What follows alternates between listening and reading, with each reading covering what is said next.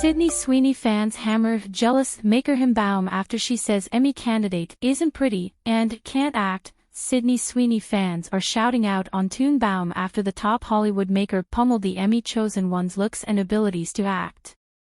"She's not pretty, she can't act," Baum said during a board conversation in Pleasantville, New York, last week, while examining Sweeney's exhibition in Anybody Yet You, inverse Glen Powell.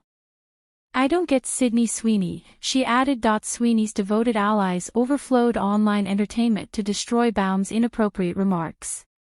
Tune Baum is desirous of Sydney Sweeney's appearance and ubiquity, two things Baum never had, one individual tweeted through X. Sydney Sweeney got 2 Emmy gestures for acting at age 24, conveyed 2 hit films she featured and created at age 26. Diddy Baum, with nothing significant on her resume in 30 years, ought to pass on this one, a second individual said.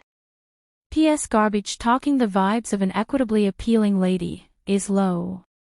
Another added, "It smells of, she helps me to remember the lovely young lady I was envious of and needed to be in secondary school, so I will destroy her to encourage my self-energy." How really do certain individuals not hear how harsh and jealous they sound? A fan asked. Carol Baum needs to get laid, another netizen joked. Carol Baum doesn't create incredible motion pictures at any rate, what a terrible individual, one more advertised. Sydney is creating her own fruitful motion pictures, seems like jealousy. Who is Hymn Baum and for what reason would she say she is so clearly? LMAO, another ex-client pondered. Carol Baum is prettier than Sydney Sweeney. Adjust my perspective face with steam from nose, a mocking console fighter said.